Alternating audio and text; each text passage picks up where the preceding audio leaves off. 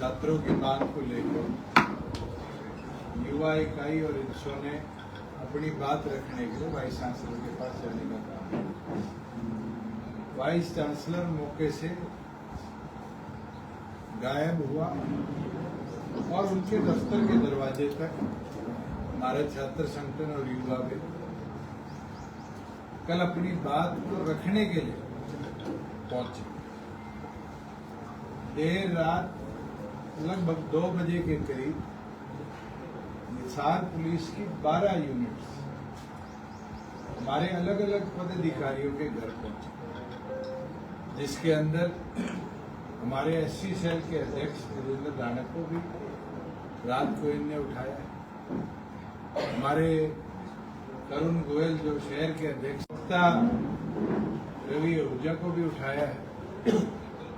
हमारी महिला अध्यक्ष के हस्बैंड पार्टी के वरिष्ठ साथी जितेंद्र सोराण को भी उठाया है। हमारे इंसो के साथी दीपक गणगस को भी उठाया है। कल रात से लेके अब तक ना तो एफआईआर ऑनलाइन अपलोड करेगी, बल्कि अब कोर्ट के अंदर से एफआईआर नंबर 119 PS सिटी की जो हमें कॉपी मिली, उस कॉपी के अंदर नामजद 7-8 लोगों में से केवल मात्र अरेस्ट किया गया एक व्यक्ति है। बचे हुए किसी साथी का नाम उस एफआईआर के अंदर नहीं लिखा। और तो और उन साथियों के घरों में घुसकर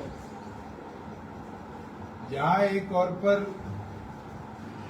उनको अरेस्ट करने के बावजूद उनके परिवार के सदस्यों के साथ मैन हैंडलिंग हुई, उनके घरों के डीवीआर उठाकर थाने में लाए गए और तो और अलमारियां तक खोलकर लेडीज के सामानों के साथ भी छेड़खानी करी। आज ये हालात हो चुकी है कि अगर कोई छात्रों की आवाज, छात्रों के हित की बात करे तो उनके विरुद्ध सरकार इस तरीके से पुलिस और प्रशासन का किस तरीके से मिसयूटिलाइजेशन कर रही है। जो मेरे को पता चला है, धाराएं क्या लगाई, बीएनएस की 132, 190, 191(2), 324(4), 329(3), 333 और 3 सेक्शन 3 PDPP एक्ट, ये धाराएं लगाई गई। और वकील साथियों से जब हमने चर्चा करी और इन धाराओं का विवरण लिया तो सबसे बड़ी धारा लगाई गई कि दरवाजे के ऊपर से कूद के ट्रेसपास किया गया। अगर मैं सही हूं तो मनदीप जी इसके बारे में आपको और बेहतर बता पाएंगे, वकील है। और दूसरी धारा जो लगाई गई वो लगाई गई कि सरकारी प्रॉपर्टी को डैमेज किया। आप में से बहुत से साथी कल जीजेयू में मौजूद थे। कोई 2-4 गमले टूटे हो तो टूटे, ना तो वीसी के ऑफिस का दरवाजा टूटा, ना मेन गेट टूटा। पर इस तरीके से रात को 2 बजे हमारे साथियों को अरेस्ट किया गया है कि वो कोई मर्डर एक्यूज हो या कोई वो नशे के तस्कर हो या वो कोई गलत व्यापार कर रहे हो या उनके ऊपर हजारों करोड़ों के पैसे की चोरी का आरोप। ये साफ दिखता है कि पुलिस प्रशासन की मनमानी और इस तरह की कार्रवाई मुख्यमंत्री की घबराहट को दिखाती है। जिस तरीके से अलग अलग मंडियों में हो, यूनिवर्सिटी में हो, हमारा संगठन निरंतर इस सरकार के विरुद्ध आवाज उठा रहा है। कहीं ना कहीं उस घबराहट में आज हमारे छात्र संगठन के जिला अध्यक्ष को, पार्टी के जिला के प्रवक्ता को, हमारे युवा के अध्यक्ष को, एससी सेल के अध्यक्ष को, महिला अध्यक्ष के पति को, आज इन लोगों की मंशा साफ है कि हमारे संगठन को ये कमजोर इस तरीके से करना चाहिए। ना तो हम कमजोर होंगे और ना ही इनके हथकंडों के आगे झुकने का काम करें।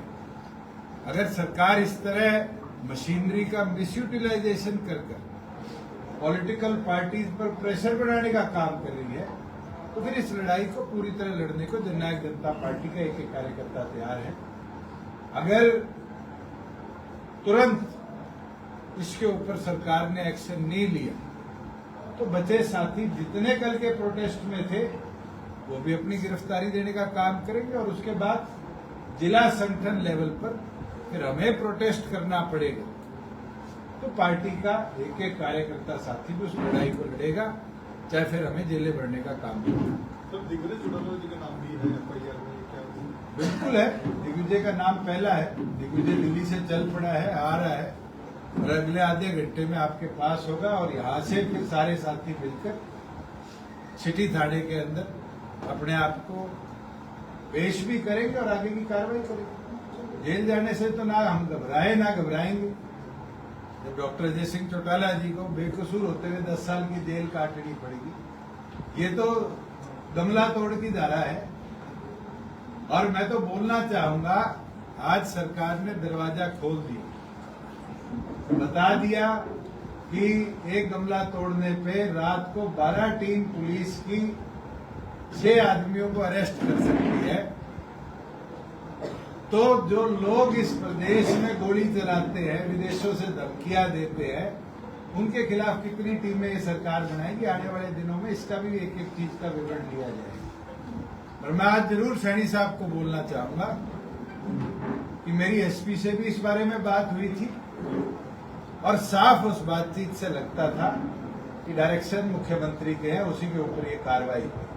अगर नरसिंह बिश्नोई जैसे करप्ट आदमी, जिसने गुरु जम्बेश्वर यूनिवर्सिटी का, जिसका मैं एलुमनाई भी हूं, बट्टा बिठा दिया, अगर उसको शय देने के लिए मुख्यमंत्री ने कदम उठाया है तो राजनीतिक तौर पर उनकी पहली सबसे बड़ी गलती ये साबित हुई।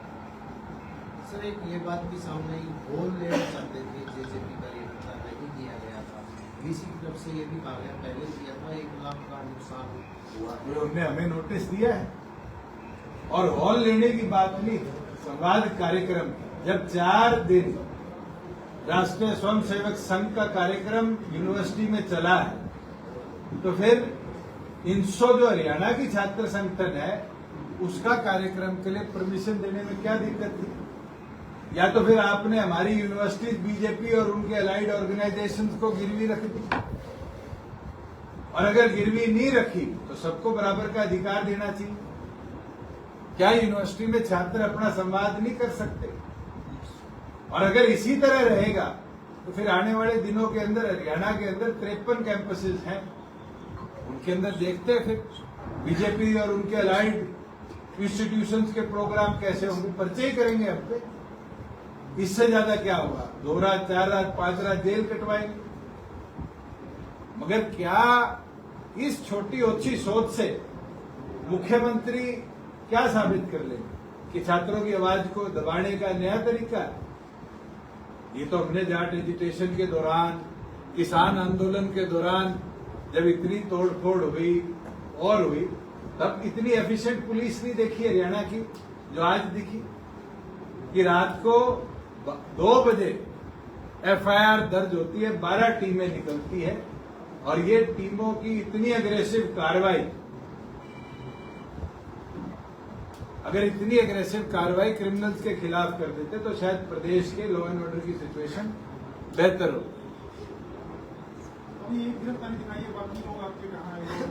सारे यहाँ हैं, अनिल ये बैठा, अनिल शर्मा युवा प्रधान ये बैठा। नहीं, पुलिस ने तो 6 लोग उठाए और 6 के 6 के अभी मेडिकल होकर शायद कोर्ट में पेश किया है। तो लीगल कार्रवाई है, हम लड़ेंगे। क्या माननीय जज साहब कहते हैं कि गमला तोड़ने पर वो कहते हैं कि मैं बेल आज लूंगा कल लूंगा, तो उनकी निष्कर्ष पे है। ये तो बेल होनी होती तो एसएचओ भी दे देता है। 7 साल से नीचे के धाराएं हैं सारी। बीएनएस के अंदर तो एक और पर होम मिनिस्टर अमित शाह जी कहते हैं कि हमने ये व्यवस्था बना दी, और अगर इस तरीके से सिर्फ हरासमेंट करने के लिए व्यवस्था है तो फिर जेल काटने से कोई नहीं डरेगा। क्षेत्र में भी आत्महत्या लगातार स्टूडेंट कर रहे हैं, कुछ छात्रों ने आत्महत्या की है, तो उसको देखो एनआईटी की बात हो, ये जब ही हो रहा है जब यूनिवर्सिटीज को पॉलिटिकल पार्टीज के प्रशिक्षण का अड्डा बना दिया। यहाँ छात्रों की आवाज के ऊपर लड़ाई नहीं लड़ती। आपकी पुरानी हिसार की मेयर है शकुंतला राजलीवाला जी, जब हमारा इंसो का प्रोग्राम था उनने हमें रिक्वेस्ट किया कि जी मेरे भारतीय को हरास किया जाता है यूनिवर्सिटी कैंपस में। अगर हम अपनी आवाज उन छात्रों की आवाज उठा रहे हैं तो कहीं ना कहीं उनकी लड़ाई लड़ रहे हैं, और अगर उस लड़ाई को रोका जाएगा तो हम पीछे नहीं हटेंगे, हम उस लड़ाई को पूरा करेंगे। अगली कोई कार्रवाई आपकी तरफ से यूनिवर्सिटी को होकर अदालत दायर कराया जाए, क्योंकि अभी तो पहले लीगल लड़ाई जो है उसको जीते, और जीतने के बाद फिर नरसिंह बिश्नोई की पोल जो है वो दिन प्रतिदिन खोलने का काम करेंगे। क्या हो जाएगा? कैंपस में ब्लैकलिस्ट कर देंगे हम, कैंपस में घुसने नहीं देंगे। तो कैंपस के दरवाजे हैं, संवैधानिक अधिकार है पीसफुल प्रोटेस्ट करना। अगर किसी के कोई हड्डी टूटी हो, कल किसी दरवाजे को तोड़ा गया हो, किसी शीशे को तोड़ा गया हो, जब तो कार्रवाई करो। 2 गमले टूटने पे पुलिस ने जो कार्रवाई करी है, मुझे लगता है हरियाणा के इतिहास के अंदर छात्र लड़ाई में एक काला दिन हमेशा के लिए लिखा जाए। जो कुछ भी कल हुआ वो छात्रों के लिए हुआ, क्या आप बाकी पार्टियों से भी कहने की? मैं तो आग्रह करता हूँ एक हो, इस प्रदेश के अंदर उच्च शिक्षा को बचाना है तो हमें एक होकर लड़ाई लड़नी पड़ेगी। अब आप स्वयं देखो कि रात को जितेंद्र शोरान को ग्राउंड फ्लोर से अरेस्ट किया और पुलिस की टीम 2nd फ्लोर पर उसके कमरों को रेड मारती है, अलमारियां से कपड़े बाहर खिंचाती है, उसकी वाइफ के साथ बिना महिला कांस्टेबल घर की सर्च होती है, और पुलिस डीवीआर क्यों लेके जाती है कि पुलिस के खिलाफ कार्रवाई ना हो। ये तो एआई का जमाना है, हर घर में डीवीआर लगे हुए, कितने उठाएंगे? हम भी कलेक्ट कर रहे हैं, और उसके उपरांत भी हम पुलिस के खिलाफ भी एफआईआर कराएंगे जो उनने कल हरकत करी। जो अधिकारी वहां मौजूद थे, रात को 2 बजे एक भी महिला कांस्टेबल उस टीम में नहीं थी जिसने जितेंद्र के घर को रेड किया। तरुण गोयल एडवोकेट्स एक्ट कहता है कि बाहर की परमिशन के बिना आप अरेस्ट नहीं कर सकते। तरुण गोयल के घर को जबरन घुसकर उसकी वाइफ, बच्चे वहां मौजूद थे, बेटियां मौजूद थी, उसको अरेस्ट किया गया। यह साफ दिखता है कि मनमानी पुलिस प्रशासन की है, और इसके खिलाफ लिटिगेशन जो हमें करनी होगी, हम लीगल राय लेकर उसको भी कार्रवाई करके लेकर। सर वो 27 को भी जो है प्रदर्शन करने का ऐलान किया था, कल नहीं 27 का प्रदर्शन कौन सा रुकेगा? आज तो 17 है, अभी तो 10 दिन बाकी है। 10 दिन के अंदर लड़ाई यहाँ रुकने वाली नहीं है, बढ़ने वाली है, और इसको और एग्रेसिव तरीके से हम लेकर चलेंगे, कानूनी तौर पर भी और संवैधानिक तौर पर। राज्यपाल से मिलने का भी समय मांगा गया था, आपकी आगे उसको कोई कार्रवाई? ये तो पहली चीज है। आज के इस केस के विरुद्ध लीगल लड़ाई जो हमें लड़नी है, और जो ये गलत एफआईआर, मनमर्जी की एफआईआर जिसकी कॉपी भी अब तक हमें मुहैया नहीं कराई थी, जो मैं धाराएं बता रहा हूँ, ये तो जो कोर्ट में इनने रिमांड रपट लिखवाई है उसमें लिखी हुई धाराओं की नकल है, और इन धाराओं पर इतना एक्शन लेना ये अपने आप में दर्शाता है कि इन लोगों की इच्छा कुछ और है। सर जब भी कोई स्टूडेंट अपनी डिमांड लेकर किसी से मिलने जाते हैं तो चाहे बात किसी मिलते नहीं है, वे क्या कोई ऑटोक्रेसी को कर सकते हैं? ऑटोक्रेसी तो प्रदेश में बढ़ी चुकी है। जब अनक्वालिफाइड लोग वाइस चांसलर के पद को सुशोभित करेंगे तो इस तरह की ऑटोक्रेसी प्रदेश में बढ़ेगी। 85 लाख किसानों को भी खरीद की फसल अपनी देश में काफी दिक्कतें आई मंडियों में। मंडियों की तो हालात मत से बता लें, और आज विषय छात्रों की लड़ाई पर, और इस विषय पर जननायक जनता पार्टी और इंसो पूरी तौर पर अपनी लड़ाई को मजबूती से लड़ेगी। धन्यवाद।